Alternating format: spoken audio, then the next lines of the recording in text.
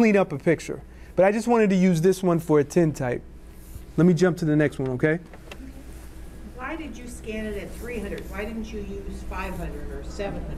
Because 300 is the optimum for the best quality, the optimum level for the best quality. If you want to scan it in at 500, 600, some people like to do it at 600, that's okay.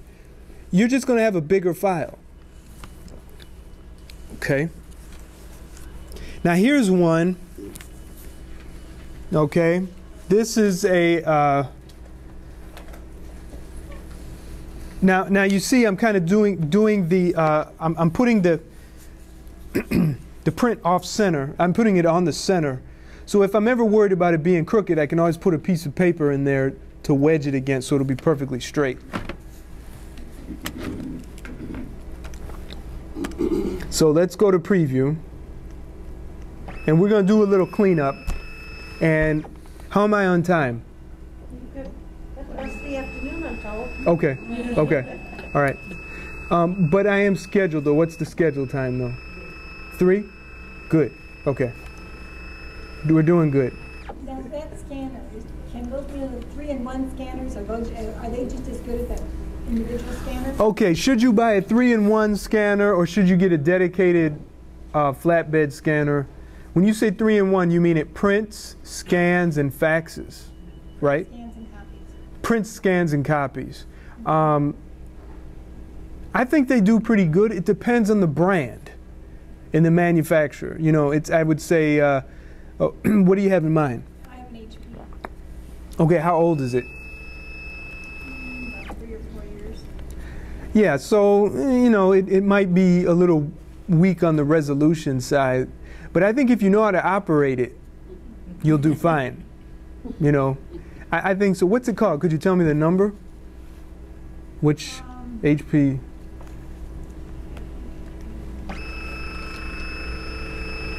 Would it be different if it faxed as well, or? No, it's that doesn't make a difference. It's what really matters is it's a high quality, up to date version. Okay, if it's a 3-in-1, it's okay. And the only problem with the 3-in-1s that I find is that generally they can't do your negatives and slides. Okay, now if you get a dedicated flatbed like this Epson, and this is really kind of like the low end of good quality, they have a nice little loader for 35mm negatives and slides. But I always recommend, if you have a lot of 35mm negatives and slides, that you should get a dedicated slide scanner. That means you should get a scanner that's just meant for 35mm negatives and slides. 35mm is a small space. So the scanner has to have really good optics in order to get all the detail out of it, okay?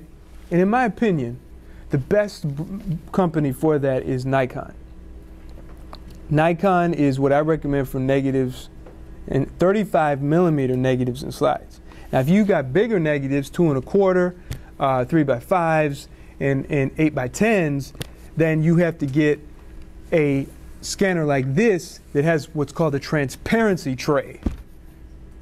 So it has a bulb on the top for the prints, and it has a bulb on the bottom for the transparencies, for the big glass negatives and stuff. How many of y'all have ever inherited a glass negative? Yeah. So how did you scan yours? I didn't. You didn't? You didn't scan it? You just... Get to a Photoshop and have it printed. Okay, so they scanned it probably. Yeah, yeah. So that's okay. Yeah, take it to a... Yeah, that's fine. There are also people that still have dark rooms and can still print them. I do. A dark room? What's that? Yeah. My hands are still wet. Do they smell like Fixer or Developer? No, I wash it pretty good. It's hard to get that out. Yeah. Let me tell you, when I had my dark room, you know, I was in there all the time. You know, all the time. My mom couldn't even do the laundry. But if you can work in a dark room, get that kind of experience. Now, when you scan your negatives, you've got to send them somewhere to get developed, right? Yourself. Well, you mean printed. If you're going to scan something, you can print it yourself. Yeah, that's fine. You can print it yourself. Okay, so here's an interesting one. Okay, so here we go. First of all, we see the biggest problem with this, obvious problem, is the crack going through the face, okay? Now we had some questions about spots and whatnot. So I'm gonna, what I would like to do is duplicate this background layer. I'm gonna drag it to the new page here. Okay, good. And zoom in. Let's clean up what we can around this eye. This eye, I'm gonna somewhat rebuild that eye there. But let's get some of the spots and the cracks around it first. Normally, I would start, excuse me, at the top left corner and go across and down and just clean it all up like that. So I would take, let's say, in this case, let's go to the healing brush tool. And you have this in Elements as well. Okay, healing brush. Okay, and this is a neat little tool. Doesn't always work well, but get that spot. Get that spot. Let me get out of the zoom here. You can go crazy. There's better ways, more efficient ways to wipe out a bunch of spots. I just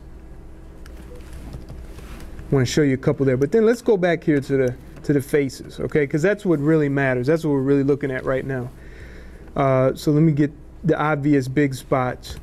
I think I'm going to use the clone stamp tool because the healing brush tends to pick up information from around that, and if the information from around that spot is also dirty, then you're just moving dirt on top of dirt.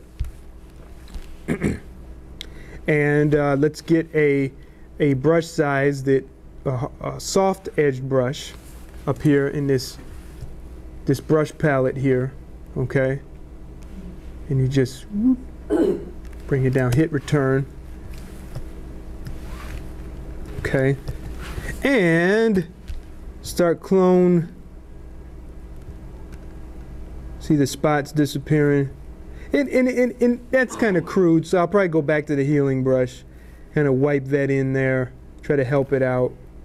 So here's before, after, before, after. We have to work on his brow.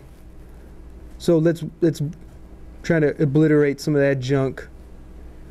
Of course, we can work on the cheek too. I'm really not working in a pattern, which I normally do. So let's see, at his cheek. Let me zoom in. Okay, so before, after, too crude. I think I'd do that over again, a little different. Anyways, let's focus on this. Let's get rid of this big spot. Now let's work on this nose area, okay? Let's see what happens if I use the healing brush right in here like this. It does okay, but it starts to pick up that dark area and darken the area which should be light. So in that case, I can either undo that, or I can just go in with the clone stamp, try to help that in a little bit here. It really should be flat. That part of his face should be flat. So let's go in here like this with the healing brush now. And to show you which tools I'm working on, it's basically this one and this one, okay? And you can use those two tools along with many other functions to fix a photograph. I don't think that's going to look good. No, that's not even done. Wrong tool. Let's try. Okay, so before, after. It's okay. You know, it's not perfect. Let's fix this eye up here. Want to be careful because we're right on his lid, his eyelid. So I want to blend that down and see what happens. Okay, so before, after. And I'm zooming in really close. You know. Wow. So let's try before, after. It's okay, you know. Again, for demonstration purposes, it passes.